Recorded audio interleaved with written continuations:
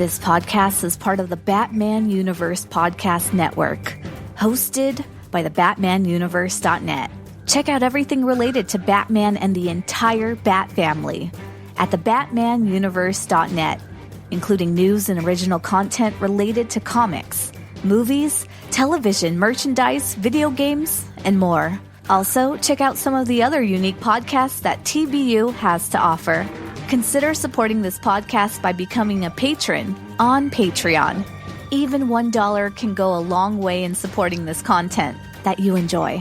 Look for a link over at thebatmanuniverse.net to offer your support now. And now, on with the show.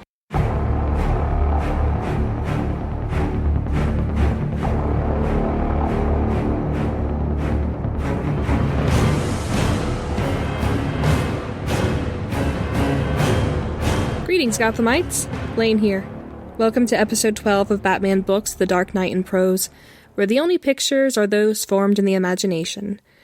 In part 3 today, we will cover chapters 5 and 6 of Batman the Ultimate Evil by Andrew Vachss. Thank you for joining me today. I hope everyone's doing well. So, a kind of a cool thing happened on Twitter when the Batman universe released episode 11 of Dark Knight in Prose. Who should comment on that tweet but the man himself, Mr. Andrew Vachss. He said, "This add anything to the conversation?" And he gave me a link to one of his web pages regarding child sex trafficking in Thailand. A side note, for the rest of this book, I'll post that link that he sent on the show notes. I replied to him, "Hello, I'm honored that you commented." I was going to hold on to the link until later in the book, but I changed that decision, and I finished with, "Many thanks." He replied, "Thank you. I write for openly disclosed reasons. Actually, one reason, so I especially treasure all forms of word of mouth." So, yeah, very cool. Another exciting thing happened last week. Well, exciting for me anyway. I bought a PS4 Pro.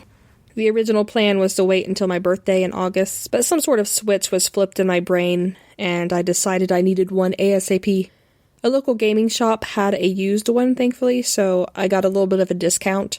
It also had a sale where you could get 2 pre-owned games for a discount. I made with the grabby hands and bought Spider-Man, which I've heard great things about. And, you guessed it, Arkham Knight. I left the store financially bruised, but when I turned on Arkham Knight for the first time, any hint of buyer's remorse just melted away. Honestly, I'm shocked. Shocked, I say, that I managed to get anything else accomplished during that first weekend. Too bad the PS4 isn't backwards compatible. I had flashbacks from the days of yore where if I wanted to play my Nintendo 64 instead of the GameCube, I'd have to begin the process of unplugging one and plugging the other one in. And usually that involved, reaching behind the TV where the light was dim and trying to find out, is that the white feed or the yellow feed? Anyway, so when it came to switching between my PS3 and my PS4, I had, accepted as a foregone conclusion that I'd be doing the same type of switch, just in HDMI form. But then I realized there are multiple HDMI ports on TVs nowadays. There's room for both PS3 and PS4 in my life. I'm so happy. But yeah, I've been having a blast playing Arkham Knight, of course. Alright, let me shut up now so that we can dive into Chapter 5, which starts on page 35, by the way. Chapter 5, Scene 1. 8 nights later, at the end of a 10-hour shift, Bruce Wayne and Deborah Kane sat across from each other in a back booth of the otherwise unnamed open all-night diner. Deborah was on her 3rd cup of black coffee. Bruce was still nursing his first glass of tea. "Is it always like this?" he asked. His face, usually a fleshy mask of blandness, was creased with the pain he had seen so many times in the past several nights. "Sure, it gets more or less intense depending on a whole lot of things, but this is about normal." "Normal? Being beaten by a drunk? Whipped with an electric cord? Scalded down to 3rd-degree burns? Left alone for 4 days with nothing to eat except dry cereal? Sodomized by an uncle?" "All of that and more," Deborah said. We learned that Deborah dropped the Mr. Wayne days ago, while yelling at him to call an ambulance for the baby who had been shaken into permanent brain damage. The rest of the scene is dialogue-heavy, and while the subject matter is dark, it's a good time for... RestInPiece Theater is proud to present That Time Bruce Wayne Confuses Sick with Sickening. Special guest star, Chris. Remember the first case I went on with you? You said it was a Category 1 case, remember? Yes. What are the other categories? Do you remember the one on Baxter Street? Yes. How could I forget? That woman was insane. Imagine thinking she could bake the devilment out of a little child and... Put him in the oven to do it? That's Category 2. Crazy. Genuinely crazy. Like paranoid schizophrenia or obsessive-compulsive. Or any other diagnosis you want. Can you do anything with them? With some, sure. With others, no way. The man in the nice apartment. The one right off the drive? Yes. He was Category 2 then, yes? No, Bruce. No, he wasn't. But incest? I mean, with his own daughter, his own little girl. Are you telling me that isn't sick? That's just what I am telling you. Like most people who have never seen it firsthand, you have sick confused with sickening. What you saw there was classic Category 3. People who hurt children for their own pleasure and their own profit. But... I'm confused. He said he loved her, and he was just... Love? Sure. He loved that child. The same way he would love a good steak. For the pleasure it gives him. Nothing else. That poor little girl will carry that ugly weight the rest of her life. It doesn't matter what laws you choose to govern your life. They could be the laws of God, the laws of nature, or the laws of mankind. Incest violates them all. It's not sick, Bruce. It's evil.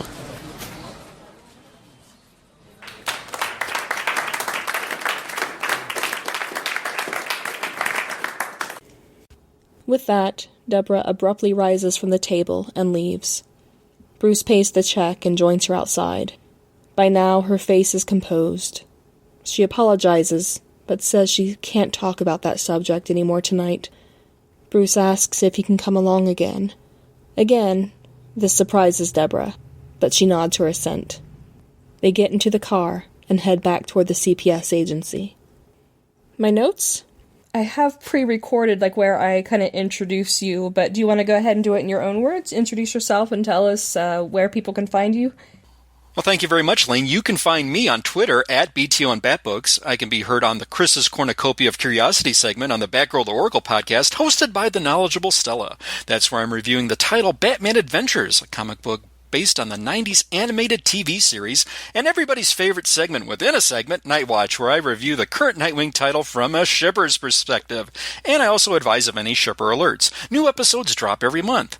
I can also be found on the Batbooks for Beginners podcast that I co-host with my talented friend Jerry, and that's where we review trade paperbacks involving Batman and or related characters. New episodes of that podcast drop every other Friday. Jerry and I can also be heard on the Professor Frenzy Show. That's where we spotlight and talk about the previous week's independent comic book releases and mention new releases and comic book related items that we think deserve some attention. New episodes of that podcast drop every Wednesday. Thank you. A big thank you to Chris for being the first guest star on RestInPiece Theater. As for this scene, more information about the world of CPS. Thankfully, we only hear of the darker visits through Bruce and Deborah's conversation rather than actually see what they witnessed via narrative. It actually ties in perfectly with a tweet Andrew Vachss sent out just a few days ago on May 29th, 2019. I have to tone down the books because people would throw them away in revulsion. It would be like saying that they can come read my files. They wouldn't want to do that. I try to see myself as a journalist. The only criticism I will not abide in reviews is that this stuff is not true. Chapter 5, Scene 2. They wouldn't let him sleep. The children gnawed at the edge of his consciousness, scraping his nerve endings raw, challenging his sense of justice. Bruce Wayne couldn't take it. The Batmobile shot out of its underground bunker, an Avenger's arrow seeking a target. Behind the cowl, the Batman's eyes smoldered. His jaw was locked into a flat-mouthed grimace, but his breathing was slow and controlled. The Batmobile ran on its shrouded lower lights as it glided through traffic. The driver of an 18-wheeler felt the ominous shape slip by, but before he could crane his neck to look closer, the night shark had vanished, leaving only the turbine's mournful whistle in its wake. "It's only the wind," the trucker comforted himself, suppressing an involuntary shudder. And maybe it was. A dangerous wind for those who walked on the wrong side of the law. Batman checks his view screen and punches in the coordinates for the Excelsior, an uptown luxury building owned by Wayne Enterprises. Finding the way clear, he flicks a switch, opening the door to the building's underground garage, and drives through. Instead of parking, the Batmobile drives toward the back wall. A slot opens. Batman and his vehicle are now in a secret elevator that takes them to a sub-basement. It is entirely dark. Batman climbs out of the Batmobile and feels along the wall until his fingers touch a flat button. It opens a smaller door, and he steps through into a one-man elevator. As soon as he closes the door, it shoots upward, opening only when it reaches the roof of the Excelsior, just inside a giant greenhouse maintained by the occupant of the penthouse suite. Nobody ever saw that occupant. Only maids, gardeners, the occasional caterer. The other tenants of the building didn't ask direct questions. Such conduct is considered beneath the dignity of the city's elite. But there are still whispered questions that bring no answers of substance. As you might have guessed, the building is one of Batman's strike bases.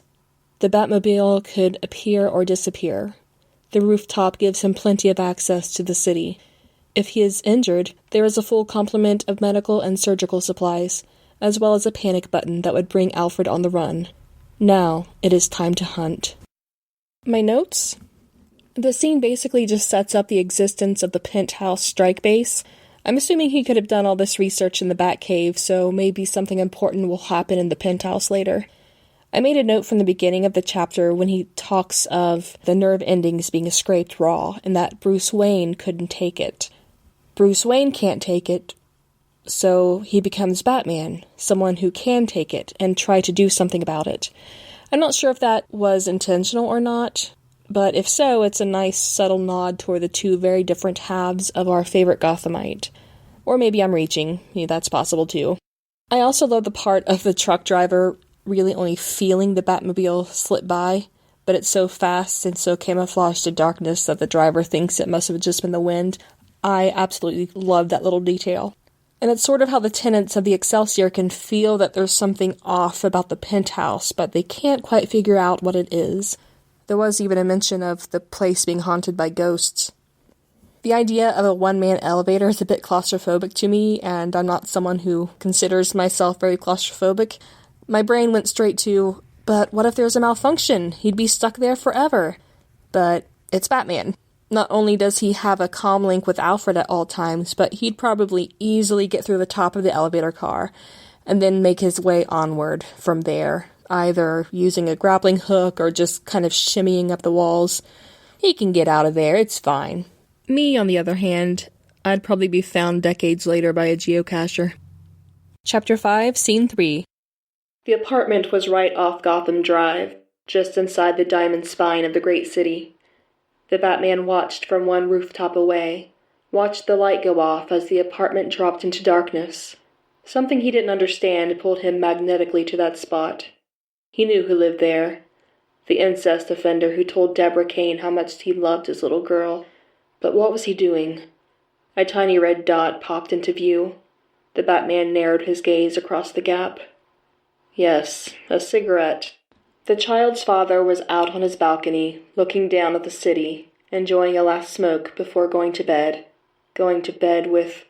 The Batman felt a trembling inside his chest, a hot, burning sensation behind his eyes. How easy it would be to just... No, he said to himself. I took an oath. The authorities already know about him. I can't just... The crime fighter stayed at his perch, rooted as though turned into petrified wood, standing long after the creature had finished his cigarette and gone inside.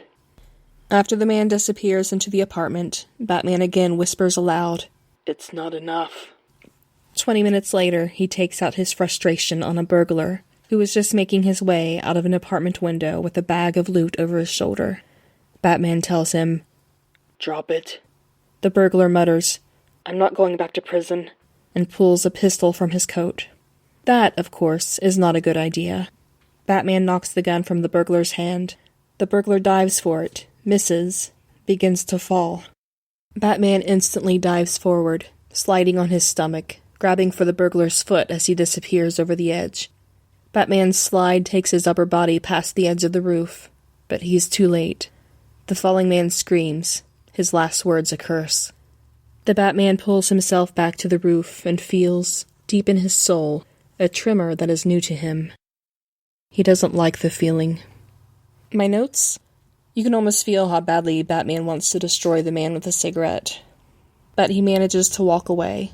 Lucky for the Category 3 man, unlucky for the burglar. At first I was really confused on the scene with the burglar. It mentioned him being a second-story man, and I was like, well, how is he falling to his death so far below? I don't understand.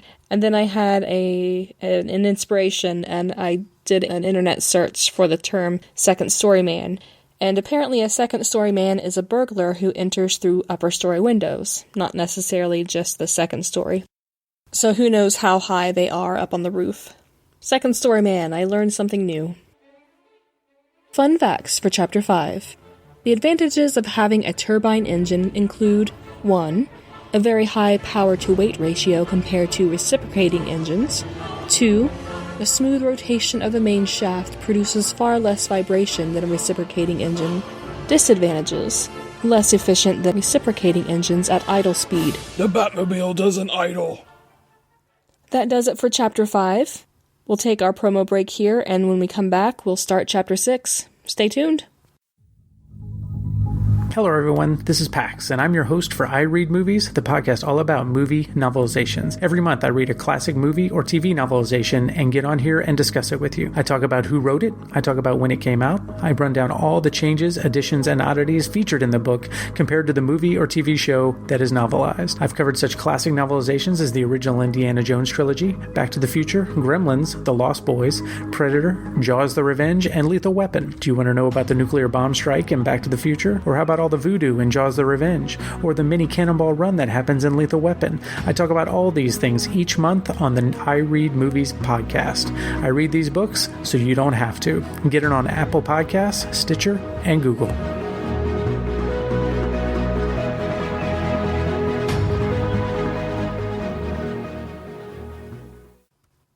Why do you think superheroes are so important? People need heroes because they need somebody to inspire them, something to aim for, somebody to try to be like.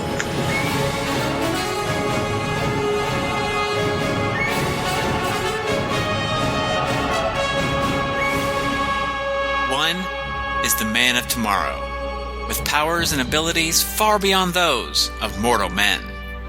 The other, the Caped Crusader, carrying out a solemn vow to spend his life warring on all criminals. For 7 decades, they've been the world's finest heroes.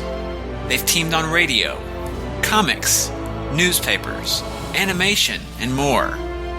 And now, they're teaming up for a podcast. To the Batmobile. Let's go. Up, and away! Atomic batteries to power. Turbines to speed.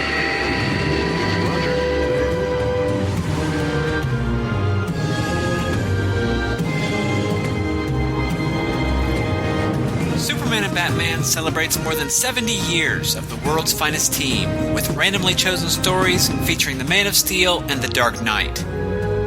Superman and Batman, featuring your 2 favorite heroes in one podcast together. Find it today at greatkrypton.com. Welcome back, folks. Chapter 6 starts on page 43, so let's dive in. Chapter 6, Scene 1. It's a short one. Alfred, Bruce Wayne said the next day, would you call up the current whereabouts program on the computer? Certainly, Master Bruce. Do we have a subset? Yes. Try convicts in custody first. It's a much quicker run. Whatever you say, sir. But wouldn't the man I'm looking for will still be inside? Bruce Wayne gently interrupted. No doubt about it.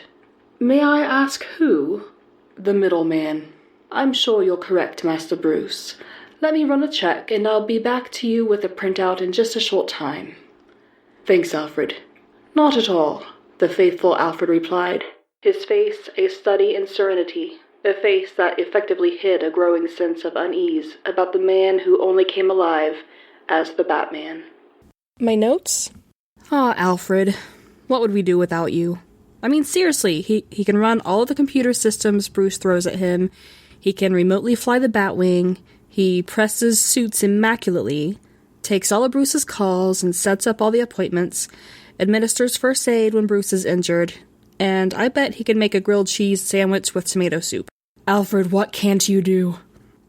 But he knows Bruce better than anyone else in the world, so a growing sense of unease on his part is definitely something worth noting. The next scene is quite long and it finishes off the chapter. There's a couple of places I'm going to read because a lot of information is packed in. Chapter 6, Scene 2.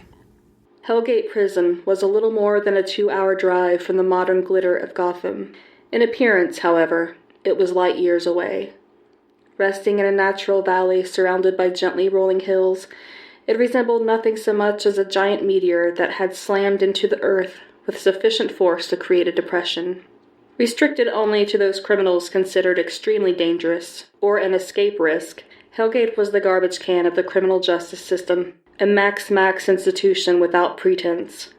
Hellgate was a cage for beasts.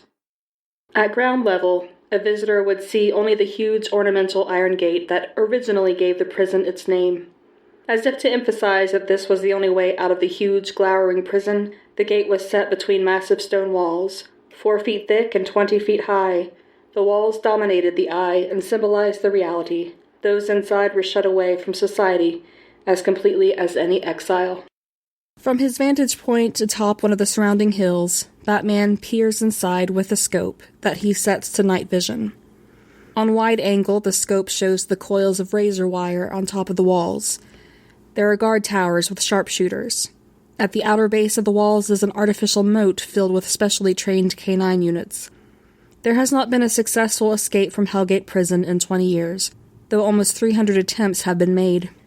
With few exceptions, all were captured before they could scale the wall.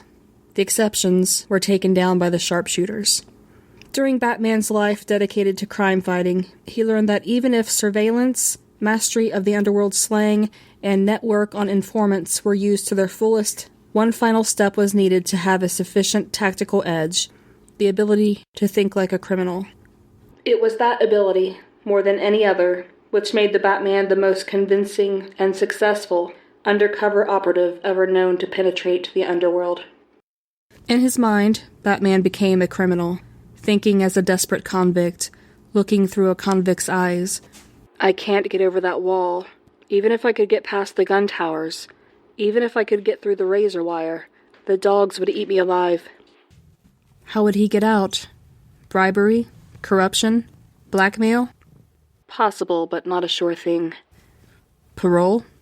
Commutation? Pardon? Fat chance. Then an idea hits. Batman snaps out of his convict persona, and his mind immediately refocuses to the hunt.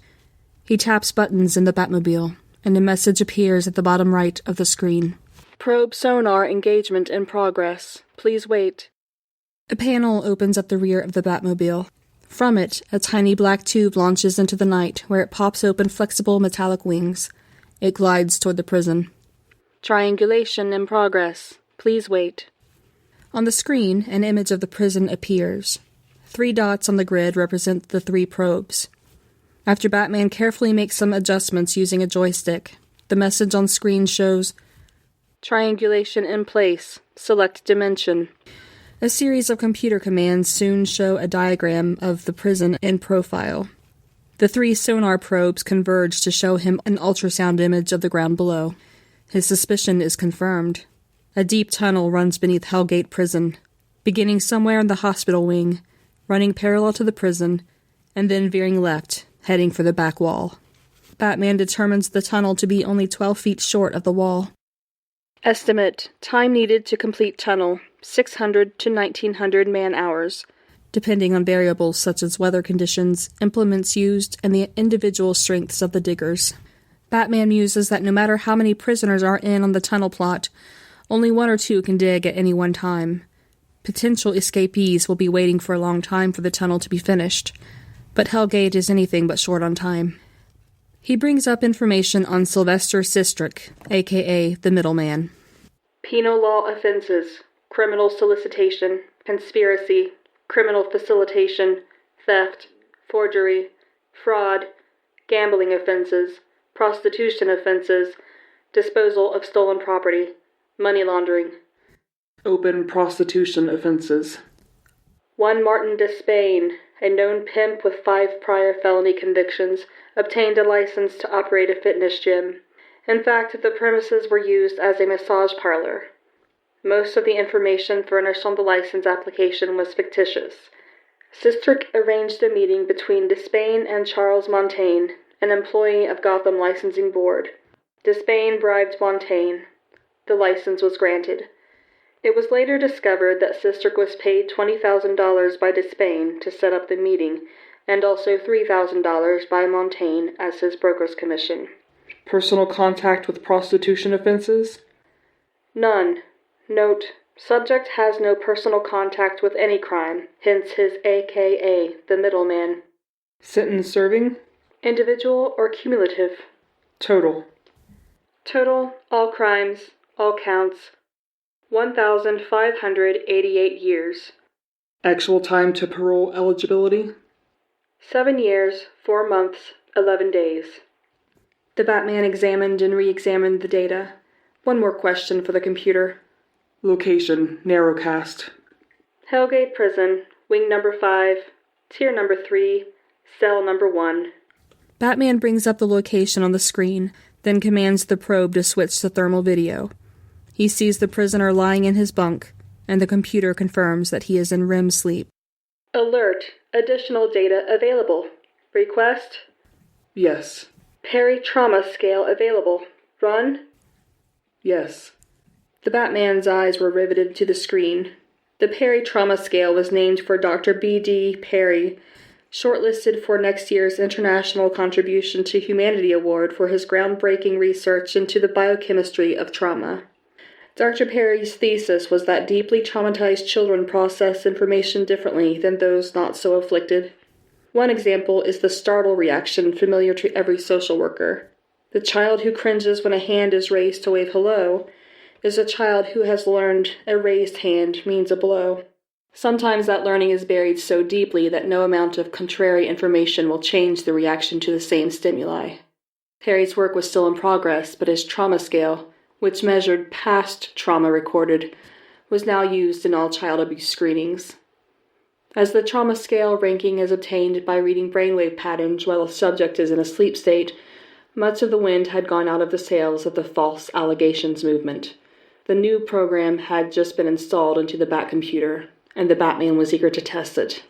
He waited patiently. Then, superimposed over the thermal image, the screen read, Perry Trauma Scale, B/71/C/NR. The crime fighter quickly translated. B meant the second distinct life stage, somewhere between 2 and 4 years of age, depending on the individual. 71 was the degree of severity.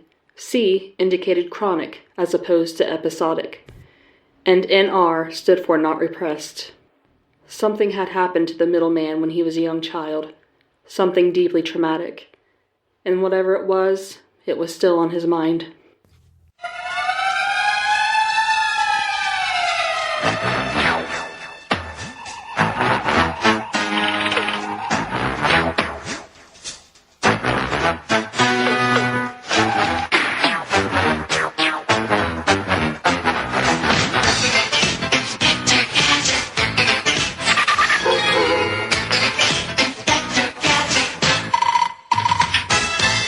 Batman is the OC Inspector Gadget, hands down.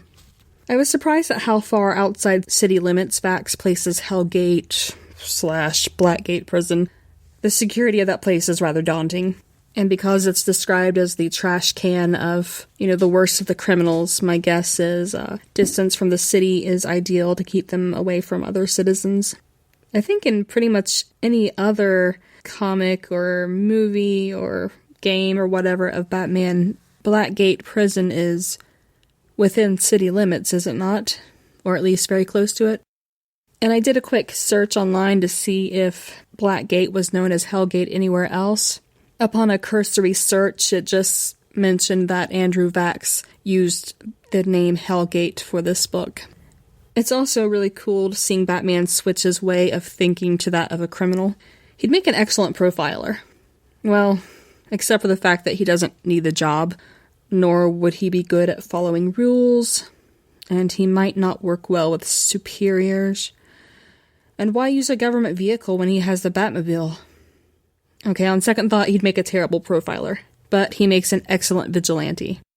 In this scene, I definitely got my gadget/detective work fix. We got a little bit of gadgetry in book number 1, the novelization of the '89 Batman, but we're definitely getting a much broader range of gadgets here, and I absolutely adore it. I don't think we've seen him use any kind of grappling hook or anything yet. So far, everything has been used for surveillance or research. Very cool, very cool. It's also intriguing to see the middleman's traumatic childhood sort of taking an effect on Batman. It's not something he usually considers, but I don't put it past him. I mean, he's hard-nosed and likes to feed people their own kneecaps, but he's not without moments of empathy. No doubt the week he spent with Deborah Kane has given him a peek behind the scenes, but it's still not really much more than a peek. However, I think it's gelling for him how much a person's traumatic childhood can affect who they become as an adult. I mean, Bruce Wayne himself is an example of that. So far, chapters 1 through 6, I am here for it. This book is really good. Fun fact for Chapter 6. Dogs have been used in law enforcement since the Middle Ages. Parish constables' bloodhounds were used for hunting down outlaws. Bloodhounds used in Scotland were known as sloth dogs, from which we derive the word sleuth. I want the sleuth! You can't handle the sleuth.